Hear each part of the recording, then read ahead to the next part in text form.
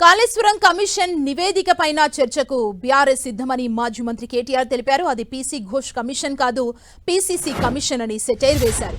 కేసీఆర్ 10 ఏళ్ల పాలనలో రైతులకు ఇబ్బందులు లేకుండా చూసుకున్నామన్న కేటీఆర్ ఎరువులు దొరక్క రైతులు ఆగమయ్యే పరిస్థితి వచ్చిందన్నారు. మేము ఇవాళ బీఆర్ఎస్ పార్టీ తరఫున ఈ రాష్ట్ర ప్రభుత్వాన్ని, కేంద్ర ప్రభుత్వాన్ని సూటిగా అడుగుతున్నాం. 10 ఏళ్లు కేసీఆర్ గారి ప్రభుత్వం ఉన్నప్పుడు ఏ ఒక్క రోజు కూడా ఎరువులకు సంబంధించి రైతులకు ఈ రకమైన అవస్థ రాలేదు.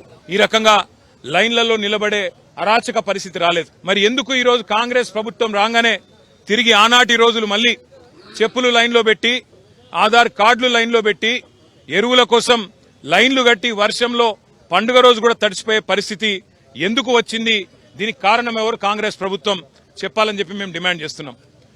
రైతుల అన్ని సమస్యలు, వర్షం అధిక వర్షం వల్ల, వరదల వల్ల ఇవాళ పంట నష్టపోయిన రైతుల గురించి కానీ, ఎరువులు సకాలంలో మీరు ఇవ్వలేకపోవడం వల్ల బ్లాక్ మార్కెటింగ్ కాంగ్రెస్ నాయకులు ఎవరైతే చేస్తున్నారో, యూరియా మాఫియా ఎవరైతే కాంగ్రెస్ నాయకులు చేస్తున్నారో వాళ్ళ వల్ల రైతులు పడుతున్న అవస్థల గురించి కూడా బ్రహ్మాండంగా సుదీర్ఘంగా చర్చించే అవకాశం ప్రభుత్వం ఇవ్వాలి.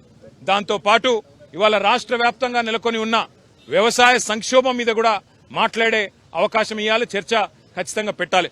కాళేశ్వరం మీద మీరు వేసిన కమిషన్ తో సహా, అది పీసీ ఘోష్ కమిషన్ కాదు, పీసీసీ కమిషన్ అది.